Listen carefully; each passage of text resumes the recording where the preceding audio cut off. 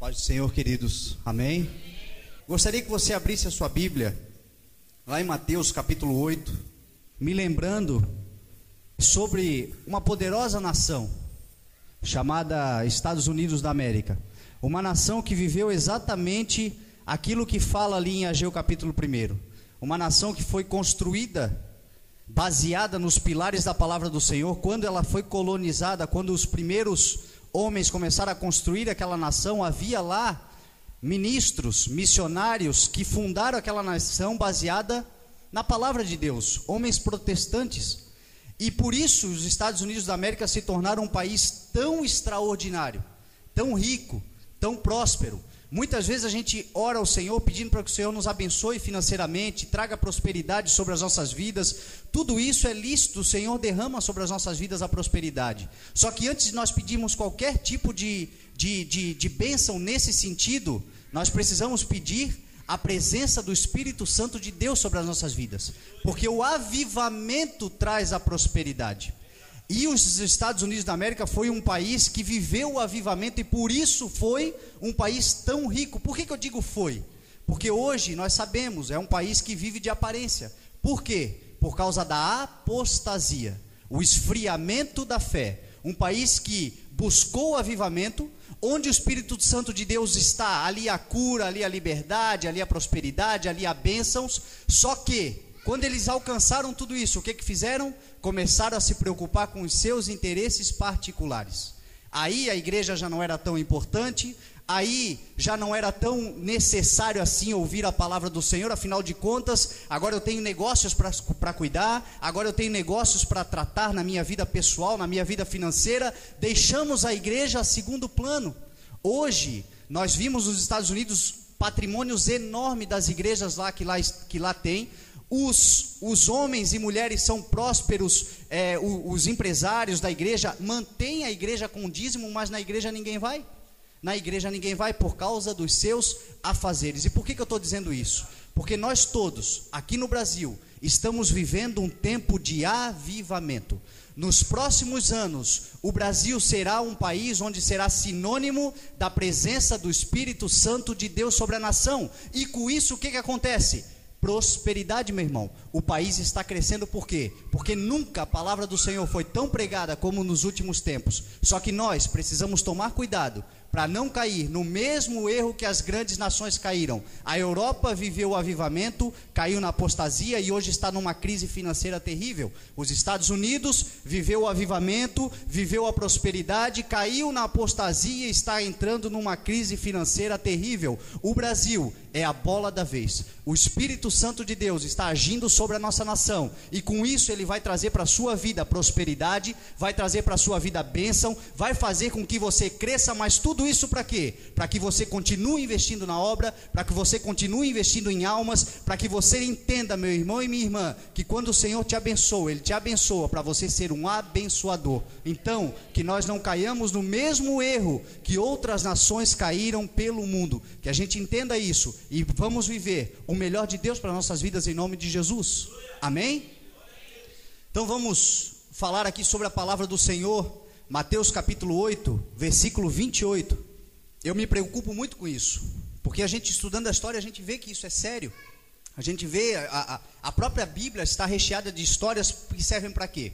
Para nós usarmos como exemplos, os acertos nós tomamos para nós, mas está cheio de histórias de erros, se estão ali, servem para a gente aprender. Então se a gente aprende com os erros dos outros, a gente evita o sofrimento, não é verdade? Então vamos lá, Mateus capítulo 8, versículo 28, diz assim a palavra do Senhor. Todos acharam? Amém?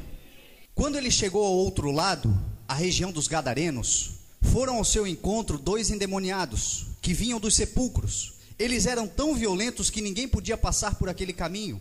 Então eles gritaram: que queres conosco, filhos de Deus? Filho de Deus, vieste aqui para nos atormentar antes do devido tempo? A certa distância deles estava pastando uma grande manada de porcos. Os demônios imploravam a Jesus: se nos expulsa, manda-nos entrar naquela manada de porcos. E ele lhes disse: vão. Eles saíram e entraram nos porcos, e toda a manada atirou-se precipício abaixo, em direção ao mar, e morreu afogada. Os que cuidavam dos porcos fugiram, foram à cidade e contaram tudo, inclusive o que acontecera aos endemoniados. Toda a cidade saiu ao encontro de Jesus, e quando o viram, suplicaram-lhe que saísse do território deles. Querido Espírito Santo, Deus poderoso, Senhor, até aqui, Senhor, o Senhor tem estado presente de uma maneira sobrenatural. Nós estamos ouvindo a voz do Espírito Santo de Deus, a presença do Espírito Santo de Deus está entre nós. Querido Espírito Santo, agora chegou o momento da palavra, e eu te peço, Deus, que aquela palavra que o Senhor revelou em meu coração, que esta palavra sirva, meu Deus, para seguir na dinâmica deste culto, que as pessoas que aqui estão, querido Deus, poderoso Pai, possam receber de verdade a fonte viva, da água viva da tua palavra, para sair daqui, meu Deus, e fazer a diferença lá fora. Sair daqui, meu Deus, e mudar a sua história. Sair daqui, querido Deus, poderoso Pai, e transformar as suas histórias em nome de Jesus. É a oração que eu faço, e nós te adoramos, glorificamos o teu nome, em nome de Jesus, amém, graças a Deus. Meu irmão, esse texto aqui, o Espírito Santo de Deus revelou algumas coisas ao meu coração, que eu tenho certeza que pode mudar a sua história. A palavra do Senhor nos ensina que aquele que profetiza assim o faz para encorajar, edificar e consolar a vida dos outros, das pessoas. Nós sabemos que você enfrenta diversas situações na sua vida, problemas enormes. A pastora aqui estava testemunhando um deserto que ela está passando, e todos nós temos um deserto nas nossas vidas para passar. Mas se hoje você saiu de casa num domingo, tudo contribuía para você ficar em casa, mas você decidiu sair de casa e vir ouvir a palavra do Senhor, eu tenho certeza que se você abrir o seu coração, o Espírito Santo de Deus vai entrar na sua vida e transformar a sua história em nome de Jesus. Esse texto aqui fala algo extraordinário, mas na verdade quando eu comecei a ler, o Espírito Santo de Deus me levou à história por completo, não somente dentro desse texto onde fala dos gadarenos, mas um pouco antes e um pouco depois. No versículo 23, a palavra do Senhor diz que entrando ele no barco. No versículo 28, a Bíblia diz assim: quando ele chegou ao outro lado, Jesus Cristo. E lá no versículo 1 do capítulo 9 de Mateus, a palavra do Senhor diz: entrando ele de novo num barco. Aqui, meu irmão, está a exemplificação, aqui está o que eu quero pregar para você, na verdade, nessa noite. Vou deixar para o final, mas que você guarde no teu coração esse comportamento do Senhor Jesus Cristo, esse comportamento que o Senhor Jesus Cristo aqui nos ensina e nós precisamos atrair para a nossa vida. Primeiro fato aqui no texto, especificamente falando, o texto fala de uma ação demoníaca, por possessão. Muitas pessoas já tiveram o desprazer de ver uma situação onde Satanás, onde o diabo, onde demônios se apoderam do corpo de alguma pessoa. Nós já tivemos, principalmente dentro da igreja, isso às vezes acontece, às vezes a mensagem é de dar tapa na cara de Satanás, e no final do culto ele se manifesta, ele se revolta. Isso existe, isto é sério, isto é algo que acontece.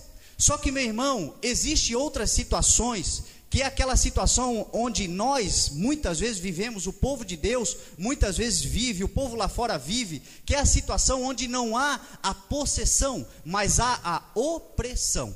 O que é a opressão, meu irmão? A opressão é quando o inimigo entra na sua vida e começa a trazer sobre a sua vida situações de problemas. É enfermidade, tudo dá errado, a situação financeira não anda, as coisas não acontecem, as coisas não fluem. Por quê? Porque muitas vezes o inimigo entra de uma maneira nas nossas vidas para tentar destruir as nossas vidas. Isso acontece na vida de todos nós, e isso é real, meu irmão. O mundo espiritual, ele é tão real quanto o mundo natural. Daniel, lá em capítulo 10, no capítulo 10 de Daniel, ele nos deixa isso muito claro. A Bíblia diz que Daniel estava pregando, que Daniel estava orando, 21 dias ele ficou orando, clamando ao Senhor, não jejuou, não comeu, não usou nada de aromas, estava clamando, estava vivendo um período de opressão sobre a sua vida. E a Bíblia diz, meu irmão e minha irmã, que por 21 dias ele orou, ele clamou, e a resposta não vinha. Só que depois de 21 dias, a Bíblia diz que um anjo do Senhor desceu a Daniel e disse: Daniel, você é um filho muito amado.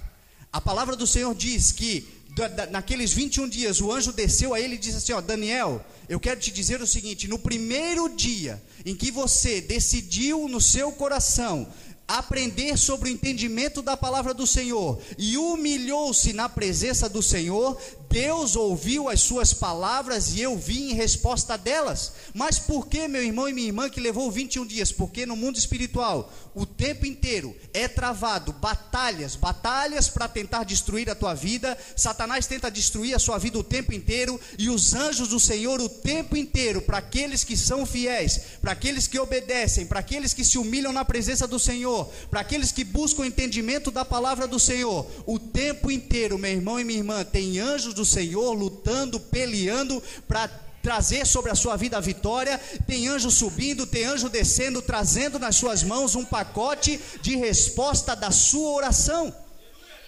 Você tem que crer no poder da palavra do Senhor. Existe isso sobre a sua vida em nome de Jesus. O que você precisa fazer? Buscar o entendimento, orar a Deus, clamar ao Senhor, manter o seu foco, se humilhar na presença do Senhor. E tenha certeza, meu irmão, no tempo destinado por Deus, Deus irá trazer a resposta sobre a sua vida, a resposta daquela oração, a cura, o milagre, a transformação, o que você está esperando. Eu quero te dizer nessa noite, se você é fiel, você é um servo muito amado do Senhor em nome de Jesus.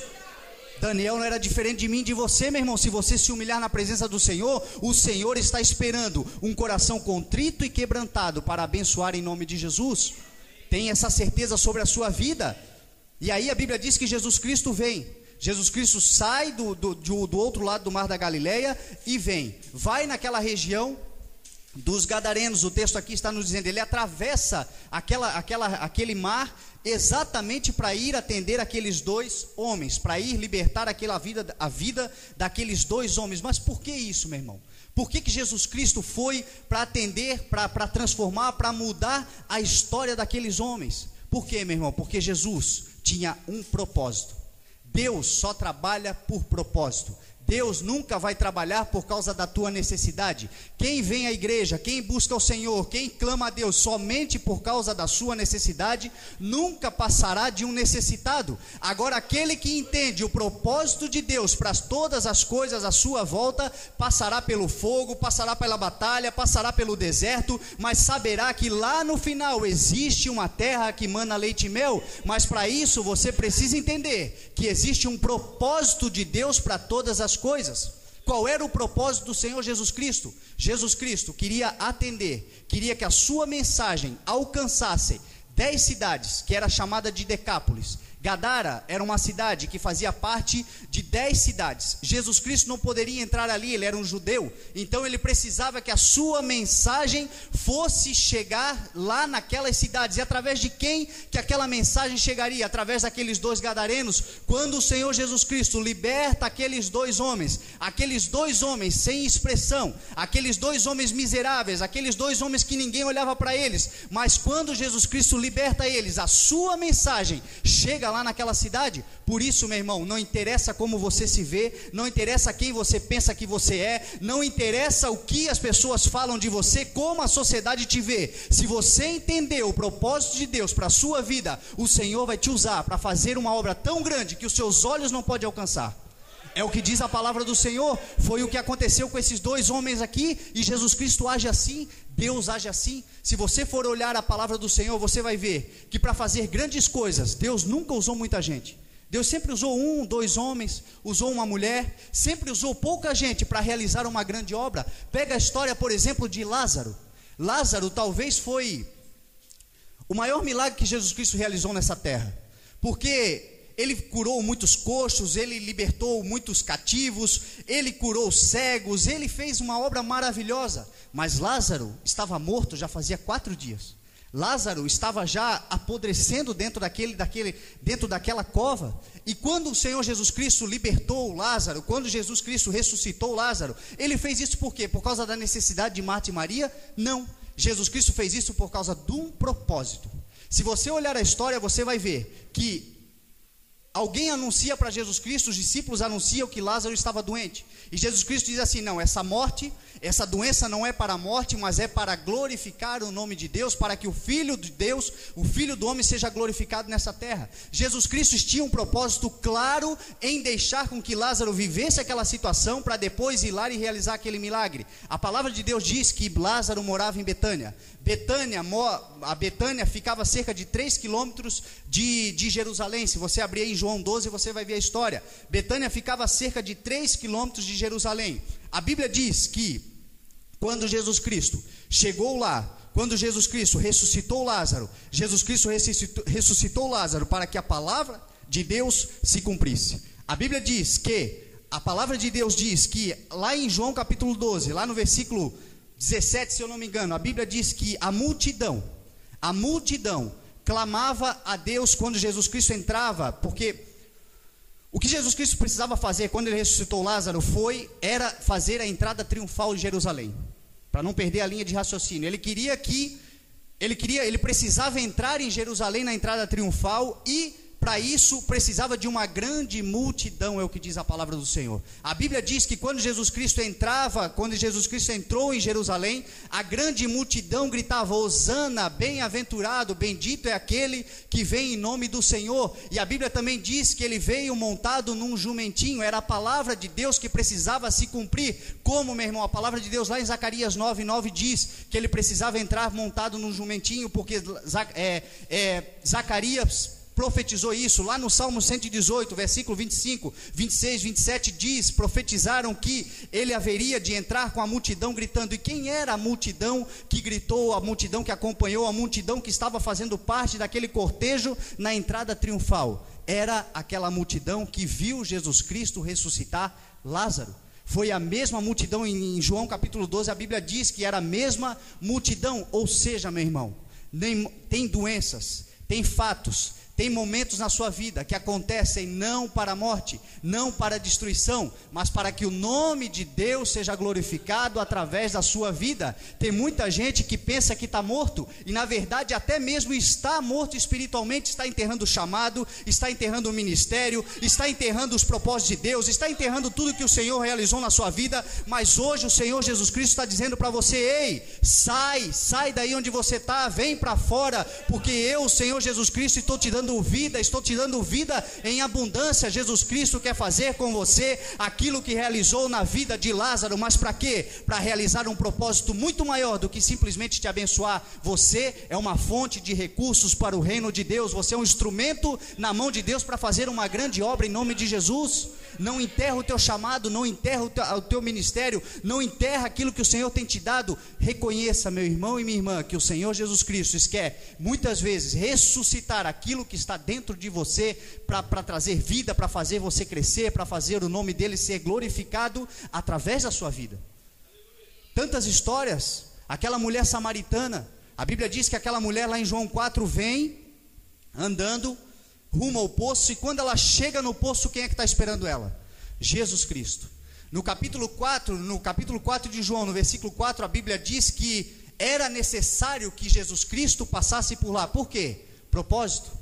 Jesus Cristo tinha um propósito claro na vida daquela mulher, através da vida daquela mulher. Jesus Cristo tinha um propósito de também a sua palavra, a sua mensagem chegar àquela região de Samaria. E para isso, meu irmão, ele vai usar uma mulher que ninguém acreditava. Ele vai usar uma mulher que para aquela sociedade era uma mulher que não tinha uma boa conduta. Ele vai usar alguém, meu irmão e minha irmã, que ninguém acreditava, que aquela sociedade não acreditava. Mas é exatamente isso que o Senhor Jesus Cristo faz. Ele pega pessoas que estão na marginalidade da sociedade, pessoas que ninguém acredita, pessoas que ninguém investe, e transforma a vida daquelas pessoas. Elas se tornam um grande canal para abençoar a vida de outras. Jesus Cristo faz isso na vida daquela mulher samaritana. A Bíblia diz que ele, em certo momento, ele chega para ela e pergunta assim: cadê o seu marido? Vá lá e traga o seu marido. E ela diz assim: Senhor, eu não tenho marido. E ele diz assim: você disse bem, você já teve 5 maridos, e esse que você tem não é o seu, não é seu. Ou seja, ela encontrou 6 homens, 1, 2, 3, 4, 5, 6 homens, 6 homens, e nada aconteceu na vida dela. Agora o 7º homem vai mudar a história da vida dela. O 7º homem, o número da perfeição, aquele que era, aquele que é, aquele que há de vir, o Deus Todo-Poderoso, Jesus Cristo, veio para mudar a vida dela. Sabe o que isso quer dizer, meu irmão? Que o seu marido não muda a tua história, o teu namorado não muda a tua história, os filhos trazem responsabilidade sobre a nossa vida, mas não muda a nossa história. O único que é capaz de mudar completamente a sua história chama-se Jesus Cristo de Nazaré. Foi isso que aconteceu com essa mulher. Ela entendeu, e por causa da conversa dela, meu irmão, com Jesus Cristo, nós aprendemos algo extraordinário. Jesus Cristo ensinou para ela aqueles que o Senhor procura. Foi para ela que Jesus Cristo disse assim: no entanto, é chegada a hora, e de fato já chegou, em que os verdadeiros adoradores adorarão ao Pai em espírito e em verdade. São esses os adoradores que o Senhor procura. Foi para ela que Jesus Cristo falou isso, e hoje nós sabemos que o Senhor está procurando um verdadeiro adorador, que o adora em espírito e verdade, aquele que abre o coração, aquele que clama ao Senhor. Tantos outros que eu poderia falar aqui, os 12 discípulos, os 72, quando Jesus Cristo mandou, sempre mandando de 2 em 2, dizendo: olha, eu estou dando autoridade para vocês expulsarem demônios, para vocês curarem, para vocês libertarem cativos, para vocês fazerem a obra. Eu estou dando autoridade para vocês, e essa mesma autoridade o Espírito Santo de Deus hoje está entregando na sua vida, para você transformar a vida daquelas pessoas que estão à sua volta. O Senhor quer entrar na sua família, o Senhor quer entrar no meio dos seus amigos, o Senhor quer entrar na tua empresa, e o foco, meu irmão, e o agente transformador, o instrumento nas mãos de Deus, chama-se você. Você é o instrumento nas mãos de Deus. Então acredite que o Senhor tem uma obra grandiosa para fazer através da sua vida. Não é diferente com todos nós, meu irmão. É comigo, é com você, é com todos nós. E aí a Bíblia diz que Jesus Cristo vai até Gadara. Gadara, muitas pessoas pensam que era uma cidade pobre e tudo mais, mas não era. Se você tiver a oportunidade de ir a Gadara, você vai ver que era uma cidade, as ruínas mostram que era uma cidade muito luxuosa. Era uma cidade onde nobres moravam lá. Era uma cidade muito cultural, era uma cidade muito voltada para o luxo, para a riqueza. Era uma cidade que não era habitada e não era governada por judeus, mas por gentílicos. Isto era a cidade de Gadara naquela época. E Jesus Cristo vai lá, e como ele é judeu, por isso que eles criavam porcos, porque os porcos para o judeu eram um animal impuro, mas em Gadara isso era liberado. Por quê? Não eram judeus, eram gentílicos. E a Bíblia diz que Jesus Cristo vai a Gadara. Jesus Cristo vai lá em Gadara para falar com aqueles 2 homens, para mudar a história daqueles 2 homens. E por que Jesus Cristo vai lá? Propósito. Gadara significa, vem do hebraico gader, que significa cercado ou fronteira. Meu irmão, é exatamente isso que Jesus Cristo faz. Jesus Cristo, quando chega, ele chega para romper todas as fronteiras. Jesus Cristo, quando chega, ele chega para acabar com todos os cercados do vício, cercados do comodismo, cercados da imoralidade, a fronteira do preconceito, a fronteira da religiosidade. Jesus Cristo, quando chega em algum lugar, ele chega para quebrar tudo isso, porque lá em João 8:32 ele diz: e conhecerão a verdade, e a verdade vos libertará. Então, meu irmão, tudo aquilo que te prende, tudo aquilo que te cerca, tudo aquilo que faz fronteira na tua vida, Jesus Cristo vem para romper com tudo isso em nome de Jesus. Foi isso que Jesus Cristo foi lá para fazer nessa cidade. E quem eram esses 2 homens? 2 miseráveis. 2 homens, aqui o texto diz que desqualificados, 2 homens violentos, 2 homens que não tinham nada para acrescentar para aquelas pessoas. Mas quem disse que para Deus fazer uma obra grande, para que Deus fazer algo importante, Ele busca pessoas que se acham ou pensam que são importantes? Lá em 1 Coríntios 1:27, Paulo diz assim: porque Deus escolheu o que para o mundo é loucura para envergonhar os sábios, e escolheu o que para o mundo é fraqueza para envergonhar os fortes. Escolheu o que para o mundo é insignificante, é desprezado, o que nada é, para tornar ou reduzir a nada aquele que é. Ou seja, meu irmão, quando você se exalta, quando o seu espírito se exalta, a palavra do Senhor diz que o Senhor abate aquele que se exalta, mas concede honra àquele que se humilha. Portanto, meu irmão, se você tem no seu coração de repente o sentimento: olha, eu sou meio doido, quem sabe eu sou meio fraco, quem sabe as pessoas me acham insignificantes, quem sabe as pessoas acham que ou até me desprezam. Meu irmão, tenha certeza que se você está passando por isso, isto é uma evidência clara de que o Espírito Santo de Deus, que Deus quer realizar uma grande obra na sua vida, que Deus vai realizar grandes milagres através da sua vida. Amém? A palavra do Senhor diz isso, a palavra do Senhor nos ensina isso. Então, meu querido, tenha certeza, Deus nunca vai precisar de alguém que se acha muito importante. Deus nunca vai procurar alguém que se acha o bambambam. Deus nunca vai olhar para alguém que pensa que é o tal. Muito pelo contrário, Deus procura aquele que se humilha, Deus procura aquele que se vai lá no rosto no pó, Deus procura aquele que quando ninguém está vendo, lá no silêncio do quarto está clamando, está chorando, está dizendo: Senhor, eis-me aqui, eu quero realizar uma grande obra através da minha vida, Senhor, usa-me, Senhor, como tu queres usar. Se coloque na disposição, se coloque na presença do Senhor e tenha certeza que Deus vai realizar uma grande obra. Eu vejo aqui muitos jovens e isso me alegra. Brasil, como eu falei para você, nos próximos anos será um celeiro de grandes homens e mulheres de Deus, um país que vai viver o avivamento. E quem o Senhor vai usar? O Senhor vai usar pessoas que se coloquem à disposição com humildade, pessoas que se colocam à disposição fora dos preceitos da sociedade, fora dos comportamentos exigidos pela sociedade. Por isso que o Senhor diz aqui que o Senhor escolhe aqueles que para o mundo é louco, escolhe aqueles que para o mundo é fraco, escolhe aqueles que para o mundo é desprezível. Por quê? Porque o mundo formou um conceito que deve ser, que nós devemos nos encaixar ou agir para sermos aceitos. E meu irmão, o evangelho é a contramão do sistema, o evangelho anda na contramão daquilo que é imposto. O evangelho é uma contracultura, a cultura imposta. Se você, meu irmão e minha irmã, quer andar na vontade do Senhor, saiba que você não está aqui para agradar homens, saiba que você não está aqui para agradar a sociedade, você está aqui para ministrar, para falar, para testemunhar, para dizer quem Deus é na sua vida e o que Deus pode realizar na vida de todos aqueles que nele creem. Amém? E aí lá vem Jesus andando. A Bíblia diz que Jesus vem andando e aqueles dois homens também vêm andando da região dos sepulcros. Só para você entender, a região dos sepulcros ficava nas montanhas. A Bíblia diz que, e a história lá, a geografia daquele local mostra que os sepulcros ficavam na região das montanhas. Os sepulcros, meu irmão, simbolizam o meu e o teu problema. O meu e o seu problema. Aqueles homens viviam no meio de mortos, dormiam no meio de mortos, viviam uma vida miserável no meio dos mortos. Ou seja, eles tinham um grande problema vivenciando todos os dias. Eu e você também temos grandes problemas, grandes adversidades, grandes situações onde nós muitas vezes pensamos que nós não vamos vencer, situações onde nós achamos que nós vamos perder. Todos nós enfrentamos grandes problemas que querem matar a nossa vida. Aqueles homens não estavam mortos, mas estavam vivendo no meio de mortos, achando como se estivessem. Muitas vezes nós vivemos assim. E a Bíblia diz que da região do sepulcro, andando na outra direção, havia o abismo. O abismo, o mar, aquela região ali simbolizava a derrota. O abismo simboliza a derrota. O abismo simboliza a perdição total.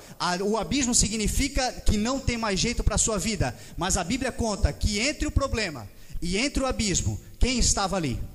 Jesus Cristo de Nazaré. Meu irmão, entre o teu problema e a tua derrota, Jesus Cristo sempre vai aparecer para te trazer a solução.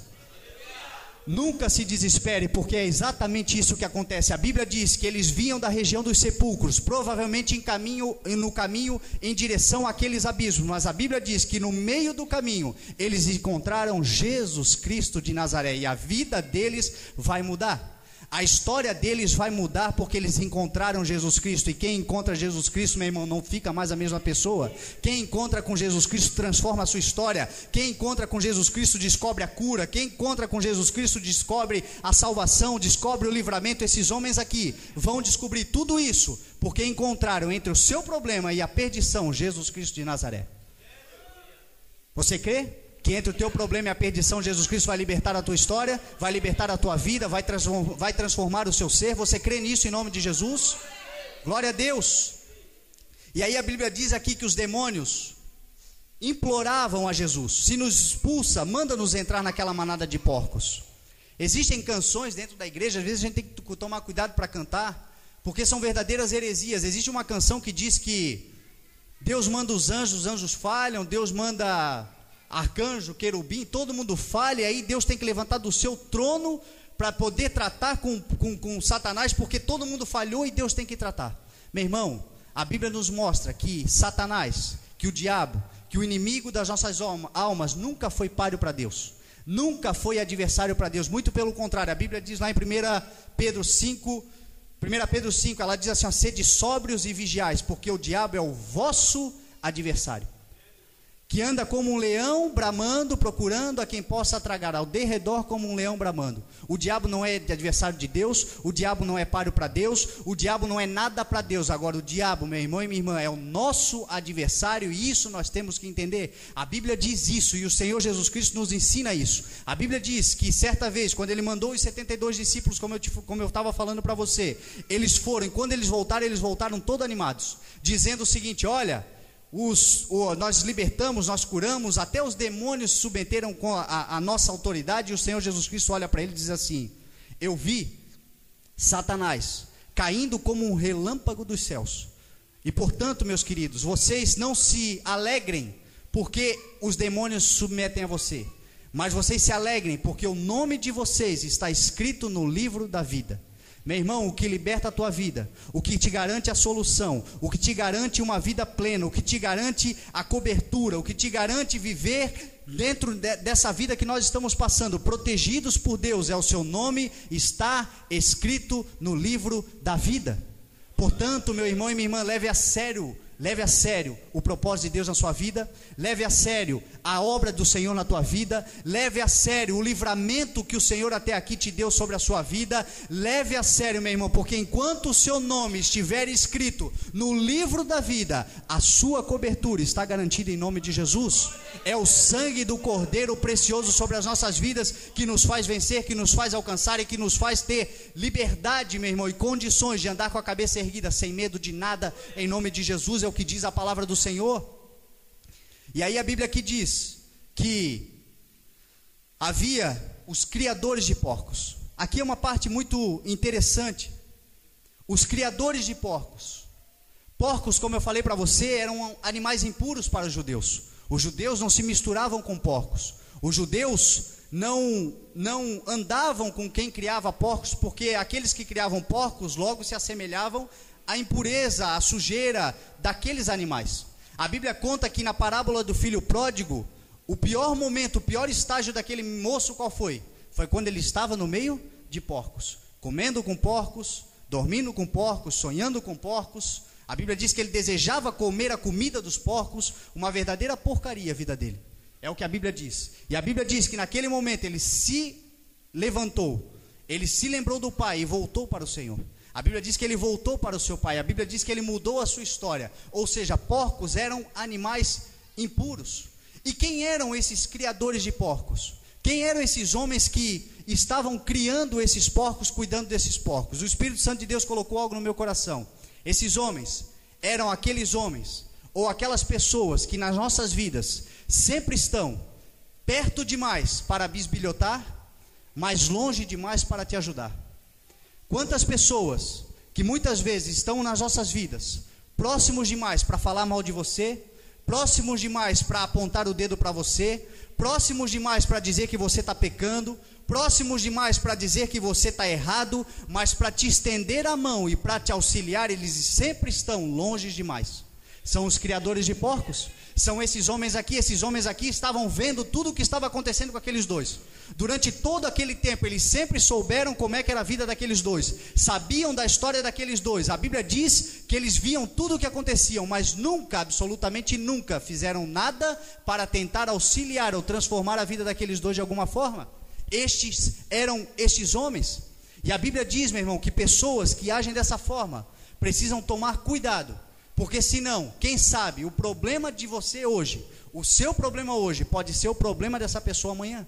Você me pergunta: Fernando, você está desejando mal para alguém? Não, eu não desejo mal para ninguém, até porque eu obedeço a palavra do Senhor. E a palavra do Senhor diz lá em Romanos 12:12, não retribuam o mal com o mal, não se deixem vencer pelo mal, mas vençam o mal pelo bem. A Bíblia diz lá em Romanos 12 que nós devemos dar água àquele que tem sede, dar comida àquele que tem fome, fazer o bem sem olhar a quem. A Bíblia diz que mesmo aqueles que nos perseguem, a Bíblia diz assim, ó, não se deixem vencer pela ira, não se deixem tomar pela ira, mas deixe a ira com o Senhor, porque está escrito, minha vingança eu retribuirei. Ou seja, O povo de Deus não tem o direito de perseguir, o povo de Deus não tem o direito de retribuir o mal com o mal, o povo de Deus não tem esse direito dado por Deus, é do Senhor. Se alguém pisou em você, se alguém te maltratou, se alguém fez algo grave contra você, se alguém tem entristecido, magoado o teu coração, coloca em oração, coloca diante de Deus, coloca o teu joelho no chão, entrega na mão do Senhor e tenha certeza que aquilo que for justo, o Senhor vai realizar.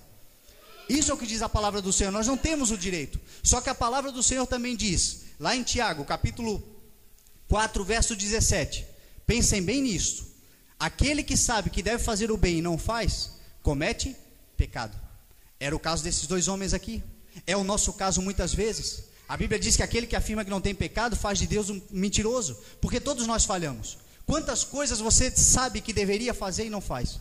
Quantas coisas nós sabemos, eu deveria orar mais, eu deveria jejuar mais, eu deveria ir mais à igreja, eu deveria contribuir mais contra a miséria, eu deveria ser mais educado no trânsito, eu deveria cuidar mais da minha família, ser mais atencioso aos meus filhos, eu deveria tanta coisa, meu irmão, fazer e eu não faço todos os dias e estou cometendo pecado. Eu deveria ouvir uma mensagem como essa e parar de pensar em quem deveria estar aqui ouvindo e entender que essa mensagem é para mim e não é para quem não veio aqui, porque quem está aqui deveria estar aqui, quem não está não deveria estar aqui.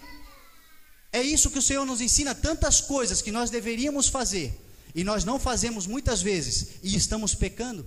Eu deveria cuidar para que não entre dentro de mim um espírito de porco, como entrou na vida desses homens, um espírito acusador, um espírito bisbilhoteiro, um espírito fofoqueiro. A Bíblia aqui fala isso. Nós deveríamos tantas coisas e nós precisamos prestar atenção para nós agradarmos o coração de Deus sobre as nossas vidas, em nome de Jesus. Jesus Cristo lá em Mateus 7, ele fala sobre: não deem aquilo que é sagrado aos cães, ele diz, não diz? Nem atirem as suas pérolas aos porcos. Fazendo isso, se vocês fizerem isso, os porcos pisarão as suas pérolas e os cães tentarão te despedaçar. É isso que a Bíblia diz isso. Jesus Cristo quando fala disso, ele está falando de animais? Ele está falando por acaso de bicho? Não, ele está usando uma mensagem figurada para falar de pessoas. Quem são os cães? Quem são os cães que Jesus Cristo estava dizendo? Você por acaso já ajudou um dia alguém? Você estendeu a mão para alguém? Você auxiliou alguém? E quando você precisou dessa pessoa, ou quando essa pessoa foi auxiliada por você, ela tentou te morder? Ela tentou agir com falsidade com você, como você dá um prato de comida a um cão e depois vai tirar, ele te avança? Quantas pessoas, muitas vezes, meu irmão, nós entregamos a ela algo que é sagrado para a gente, algo que nós conquistamos com tanto trabalho, algo que para nós é importante, nós entregamos a essas pessoas, e o resultado que nós temos como pagamento muitas vezes é a falsidade, é muitas vezes a calúnia contra as nossas vidas. É dessas pessoas que Jesus Cristo está falando. E os porcos que ele está falando, as nossas pérolas que ele está dizendo para nós não atirarmos. O que são nossas pérolas? As nossas pérolas, meu irmão, são aquelas coisas valiosas para nós. Sentimentos, o teu coração, os teus segredos, a tua intimidade. Quantas vezes você se abriu, você entregou o que de você tem mais precioso, que é a sua própria vida, na vida de alguém, sobre a vida de alguém, e essa pessoa te pisou, essa pessoa te magoou, essa pessoa tratou você com desprezo. Jesus Cristo aqui está falando justamente sobre essas pessoas, e nós precisamos tomar cuidado, meu irmão, para não deixar entrar em nós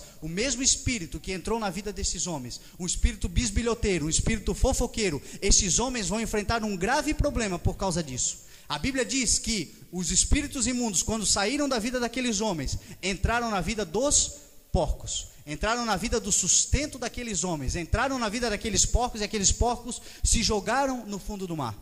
Meu irmão, minha irmã, tenha essa certeza, tenha essa convicção dentro do teu coração, de saber honrar, de saber agradecer as pessoas que Deus coloca na sua vida, saber agradecer as mãos que são estendidas a você, saber que quando você faz alguma coisa e de repente a pessoa não lhe retribui como deveria, de repente não lhe retribui como Deus espera que ela retribuísse, saber que Deus está olhando por você e Deus sempre tem algo melhor para a sua vida, em nome de Jesus. Esses homens aqui viveram algo terrível por causa disso, perderam os seus bens, perderam a sua fonte de renda, porque quando podiam ajudar, não ajudaram. Quando podiam entregar algo para o Senhor, algo para ajudar a vida do Senhor, para ajudar a vida daqueles homens, e assim agradar o coração de Deus, eles não fizeram. E assim somos nós, meu irmão. Quando o Senhor te abençoa, Ele te abençoa para ser um abençoador. Quando o Senhor traz prosperidade sobre a sua vida, Ele te traz para você ser um abençoador. Quando o Senhor te dá dons, meu irmão, Ele te dá esses dons para você distribuir esses dons. O Senhor te enche para você se esvaziar. O Senhor te enche aqui dentro dessa igreja hoje para você ir lá fora e se esvaziar no mundo. A Bíblia diz que o Senhor te enche, o Senhor te faz crescer para você dar sustentação para que outros possam vencer como você venceu, em nome de Jesus. Então não deixe, não permita que problemas graves como esse aconteçam na sua vida, como esses homens aqui enfrentaram, porque não auxiliavam, não estendiam a mão, estavam próximos demais para bisbilhotar, mas longe demais para auxiliar.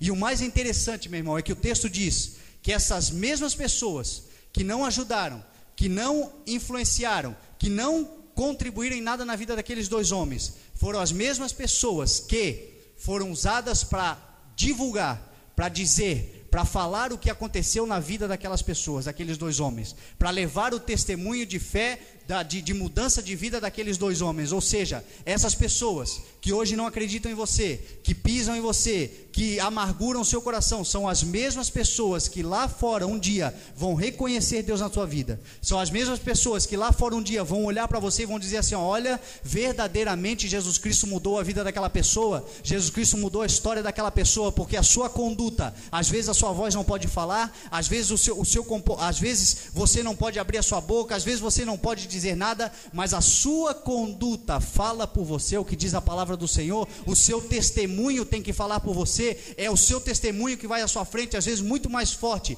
do que palavras. O testemunho daqueles dois homens, a Bíblia diz que Jesus Cristo libertou-os, e aqueles homens foram testemunhar, foram falar de quem Jesus Cristo era, de quem Jesus Cristo fez, o que Ele realizou na vida daqueles dois homens, através do testemunho. É claro, foi evidente, eram miseráveis, não são mais, eram problemáticos, não é mais, eram marginalizados, não são mais, foram homens que viveram verdadeiramente a transformação, porque é isso que o Senhor Jesus Cristo realiza em nossas vidas, em nome de Jesus. A sociedade, meu irmão, ela não acredita na transformação, a sociedade não acredita, a sociedade acredita na reforma. Reforma é você pegar alguma coisa que está estragada, dar uma garibada, fica mais ou menos legal, bonito, está bacana, mas você ainda vê que é a mesma coisa, a estrutura é a mesma, é da mesma maneira, você vê que foi pintado, você vê que foi maquiado. Isso é reforma. O diabo, meu irmão, deforma. A sociedade reforma, mas só Jesus Cristo transforma. Jesus Cristo, quando entra na vida da pessoa, a pessoa vê, as pessoas veem que verdadeiramente não é mais a mesma pessoa. Se roubava, não rouba mais, se mentia, não mente mais, se traficava, não trafica mais, se enganava, não engana mais. Hoje é um homem, hoje é uma mulher diferente, porque Jesus Cristo verdadeiramente transforma, e foi o que aconteceu com esses dois homens, em nome de Jesus. Jesus Cristo é poderoso, meu irmão. E aí o texto aqui diz que Jesus Cristo viveu tudo isso, realizou tudo isso, fez algo extraordinário. A Bíblia diz que o espírito imundo entrou nos porcos e eles se mataram. Por quê, meu irmão? Para se cumprir de novo o propósito da palavra do Senhor. A Bíblia diz que a palavra do Senhor diz lá em Miqueias capítulo 7, que o Senhor, quando você é perdoado dos seus pecados, quando você clama, quando você quebranta o seu coração, quando você se arrepende, o Senhor lança nas profundezas do mar os teus pecados.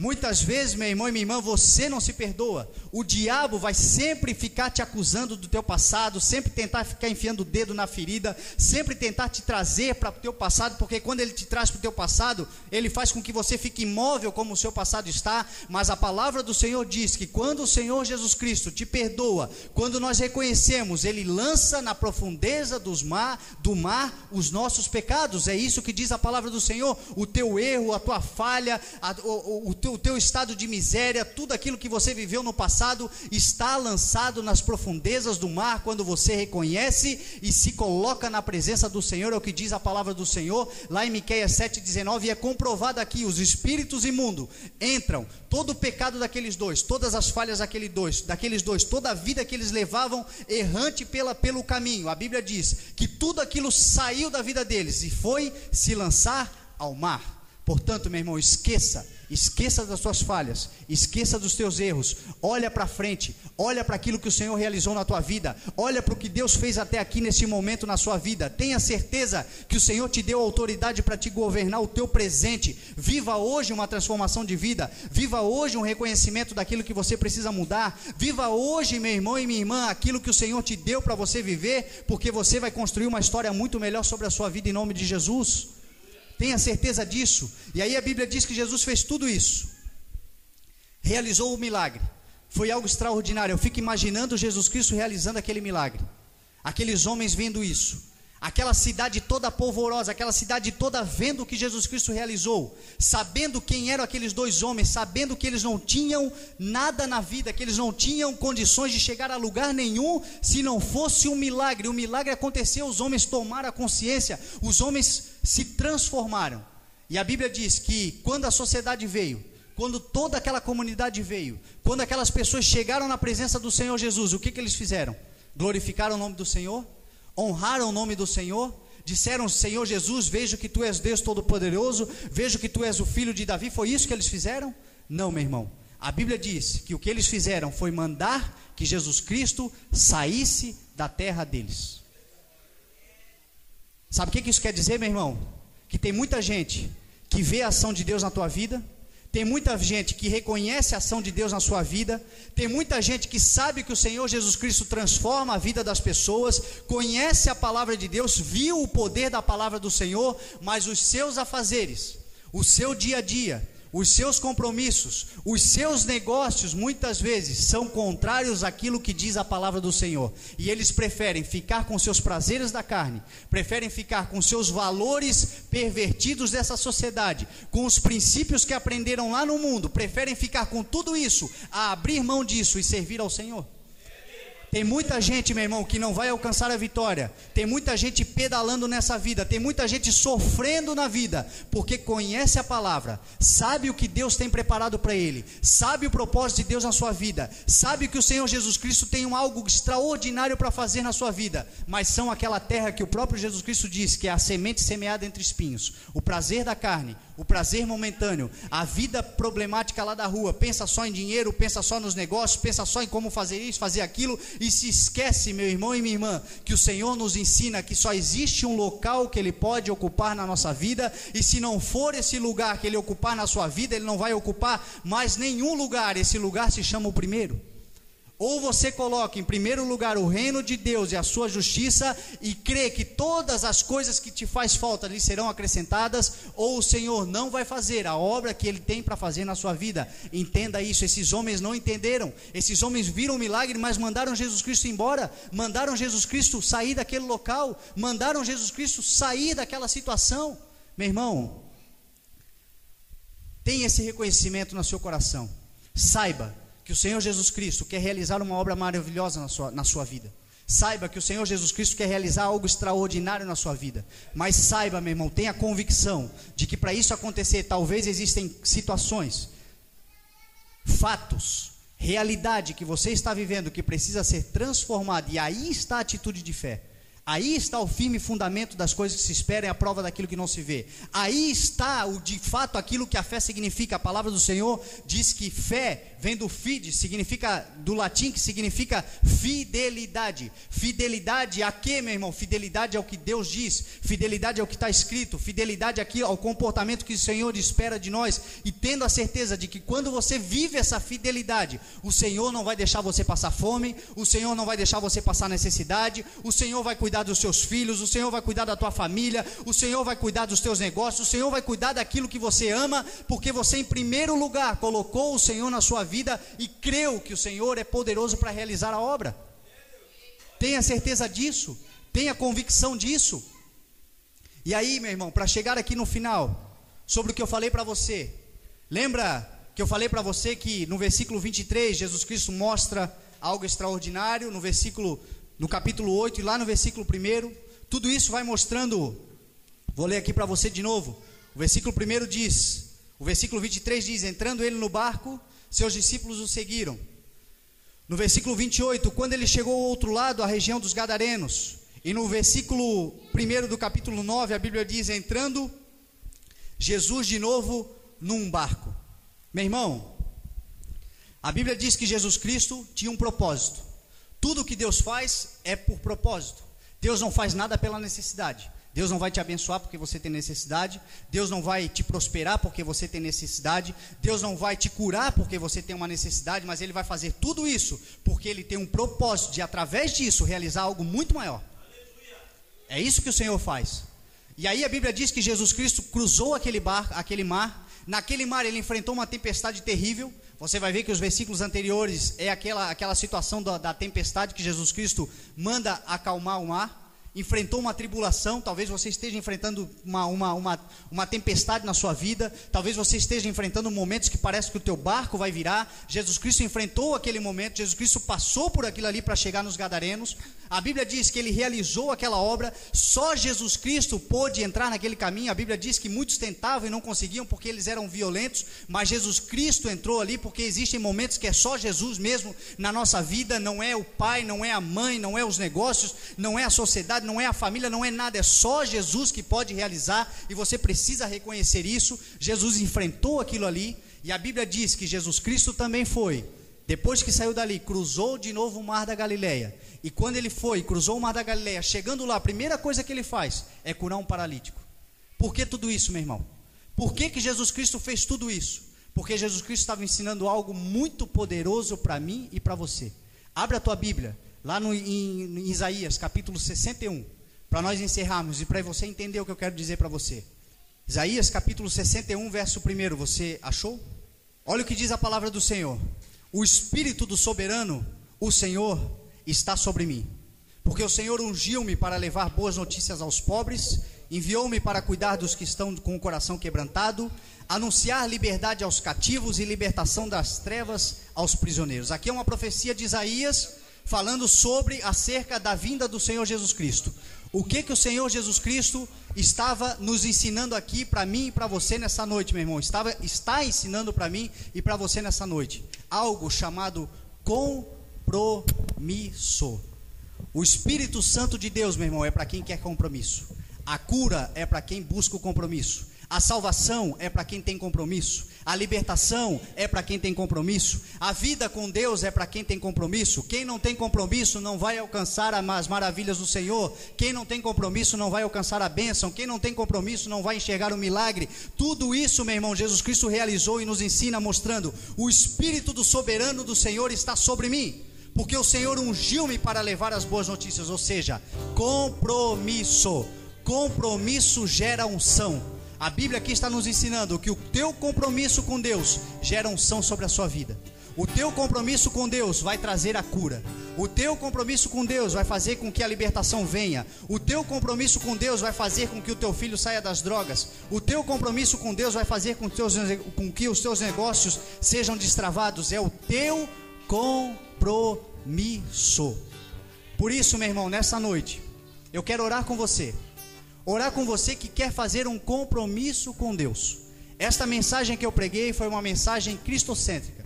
É uma mensagem que fala de Jesus Cristo, pura e simplesmente. E essa mensagem é para filhos. Essa mensagem é para quem aceitou, para quem reconheceu, para quem confessou o Senhor Jesus Cristo como seu único e suficiente Salvador. Por isso, nessa noite, eu quero fazer uma pergunta. Se existe alguém aqui que por um acaso nunca fez uma oração confessando o Senhor Jesus Cristo, a palavra do Senhor diz que aquele que crer em seu coração e confessar com a sua boca é que será salvo. Você tem que crer. Você tem que crer que tudo isso que eu falei aqui para você hoje não vem de mim. As minhas falhas, os meus defeitos, a mensagem nunca sai como a gente espera, né, pastor? Porque nós somos cheios de falhas. O primeiro a se criticar sou eu mesmo, mas eu tenho a convicção de que foi o Espírito Santo de Deus que colocou essa mensagem no meu coração, e eu tenho a convicção de que foi Ele que vivificou essa mensagem no coração daquele que precisava ouvir, daquele que precisava voltar para o compromisso. As palavras, muitas vezes a gente pensa que filho de crente é crentinho. Filho de crente não é crentinho não, meu irmão. A salvação é individual. O confessar, o crer e o declarar é individualmente. Tem muita gente que é criado dentro da igreja, nasceu dentro da igreja e nunca confessou o Senhor Jesus Cristo como seu único e suficiente Salvador. Muita gente, é necessário fazer isso. Então eu quero saber se existe alguém aqui que gostaria de aceitar o Senhor Jesus, gostaria de aceitar, que você saia do seu lugar, venha aqui à frente, para você fazer parte, para você ser um daqueles que pode receber essa palavra e fazer essa palavra viva na sua vida. E eu gostaria também de orar com pessoas que querem reatar o seu compromisso com Deus. Talvez você tenha feito um compromisso com o Senhor, talvez você tenha feito um voto, talvez lá atrás o Senhor te deu um dom, talvez o Senhor te deu um talento, talvez o Senhor te deu um ministério, talvez o Senhor deu alguém para você cuidar, para você evangelizar, para você falar, um compromisso voltado para a obra, para o reino de Deus, e você no meio do caminho, talvez, deixou com que esse compromisso fosse se perdendo. Que você se levantasse do seu lugar hoje, nesta noite, e assumisse. Se você nunca assumiu um compromisso com Deus, mas deseja, a partir de hoje, assumir um compromisso verdadeiro com Deus, entendeu que o Senhor está falando com você, entendeu que o Espírito Santo de Deus quer te usar como um instrumento, entendeu que mesmo que as pessoas não acreditem em você, o Senhor está dizendo para você: eu acredito. Sai da onde você está, levante-se da onde você está e venha à frente, porque eu quero orar por você em nome de Jesus. Sabe o que você está vendo aqui, meu irmão? Cumprimento da palavra de Deus. Sabe o que a palavra do Senhor diz? Que grande é a seara e poucos são os ceifeiros. Glória a Deus. Para a igreja, dinheiro nunca foi problema. Se o pastor hoje quiser abrir 40 igrejas, vai ter dinheiro para abrir as 40 igrejas. O problema, sabe qual que é, pastor? Operários, obreiros, pessoas que se colocam verdadeiramente à disposição para realizar o compromisso que Deus tem. É exatamente desse jeito. E é exatamente isso que está sendo representado aqui na frente, pastor. A realidade do Evangelho, a realidade do reino de Deus. Muita obra, os campos floridos, pessoas precisando ser alcançadas, mas pouca gente com compromisso. É mesmo desse jeito. Vamos orar em nome de Jesus. Querido Espírito Santo, Deus poderoso, nós te agradecemos, meu Deus, porque a tua palavra se cumpre, meu Pai. Nós te agradecemos, meu Deus, porque existem homens, mulheres voltados para o compromisso da tua palavra. Existem pessoas que reconhecem que precisam fazer uma grande obra, Senhor. Existem pessoas que reconhecem que precisam fazer mais. Meu Deus, neste momento, Senhor, eu me coloco na tua disposição, Pai, porque eu sei que eu deveria fazer muito mais e não faço. Eu sei que eu deveria pregar muito mais e não prego. Eu sei que eu deveria realizar muito mais e estou fazendo pouco, Senhor. Porque grande é a seara, muitos são, meu Deus, aqueles que precisam ser alcançados, Senhor. E o Espírito Santo de Deus, a gente sabe que é para quem quer. A gente sabe que a gente tem que desejar muito. É para quem busca, é para quem clama, é para quem paga um preço, meu Deus. E aqui estão pessoas que estão pagando um preço, se colocando à disposição para realizar o compromisso da tua obra. Meu Deus, que a partir dessas pessoas, vidas sejam salvas, vidas sejam alcançadas, transformadas, restauradas, restituídas. Meu Deus, em nome de Jesus eu oro para que o teu favor, para que a tua autoridade venha sobre a vida dessas pessoas, como o Senhor Jesus Cristo ungiu sobre a vida daqueles discípulos que foram, pregaram, libertaram os cativos, transformaram a vida das pessoas. Em nome de Jesus, Senhor, nós nos colocamos à tua disposição, sabendo, Senhor, que o Senhor é poderoso para com pouca gente fazer uma grande obra. O Senhor, através da vida daquela samaritana, mudou a história de Samaria. O Senhor, através da vida daqueles gadarenos, a mensagem foi pregada para 10 cidades. Meu Deus, o Senhor Jesus Cristo, naquela cruz do Calvário, transformou a nossa sociedade, transformou a história da humanidade, através do seu único sacrifício. Deus Todo-Poderoso entregou o seu Filho Jesus Cristo para que morresse naquela cruz, um único sacrifício, pôde nos dar a garantia da salvação, da vida eterna, do crescimento, de uma eternidade na presença do Senhor. E por isso, meu Deus, nós te agradecemos, nos colocamos à tua disposição, Senhor, para fazer a tua obra, Senhor, para realizar o teu chamado, Senhor, aquilo que o Senhor tem para fazer em nossas vidas. A tua palavra diz que os dons e os chamados são irrevogáveis. Portanto, Senhor, ressuscita dons, ressuscita chamados, ressuscita propósitos, ressuscita ministérios. Faz, meu Deus, querido Espírito Santo, com que as pessoas que aqui estão, meu Deus, sejam fontes, sejam enchidas, estejam cada vez mais transbordando para esvaziar-se lá no mundo, lá fora, trazer sobre a vida daquelas pessoas que estão lá fora o bálsamo, a transformação, a verdadeira vida com Deus, a vida que muda, a vida que transforma através e que é transformada através da presença do Espírito Santo de Deus e do reconhecimento que Jesus Cristo é poderoso para transformar, para realizar e para fazer a obra em nossas vidas e através das nossas vidas, na vida de todos aqueles que creem, em nome de Jesus. Amém. Graças a Deus. Graças a Deus.